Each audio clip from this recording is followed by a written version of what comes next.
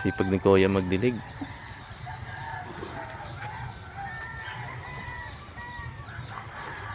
Kalawak pala nito, no? Hanggang doon, no? Oo nga. Ay, nakarating kami sa dulo. Kanina. Pero dito yung maraming tanim.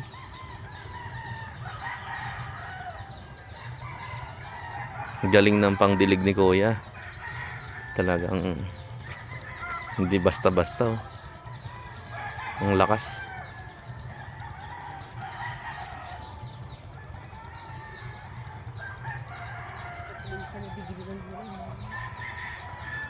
Yung doon, may gulay pa dito, oh. Ayan siya. Iba naman may-ari nito. Kamutihan. Doon sana kami bibili ng pichay. Andiyan si Kuya. Kaso ang problema, nag-spray daw. Pag in-sprayan, mga ilang araw pwede anahin yon? O didiligan pa? Diligan pa tapos, mga isang araw. Para mahugasan. Saluyot gusto mo? Ay, saluyot na hindi nasabi na sa mga Ilonggo na nilalaswa. Masarap nga yan, eh. Saloyot. Pero parang hindi siya tanim, parang tumubo na lang ulit. Hindi, ano yan? Na-harvest na? Ano yan? Na-harvest na nila yan. Kabuto na lang yan. Ito, Panibago ulit. Yan, oh. Ito yung halagang 30 ni ate. O, dami. Sawa, ano yan? Halagang 30 ni ate. Ayan.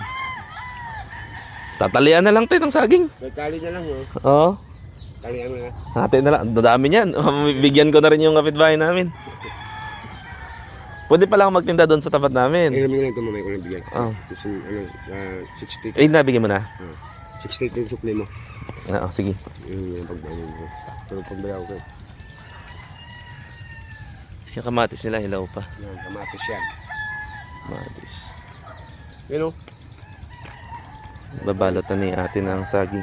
Bumili ka ng gulay yan dito.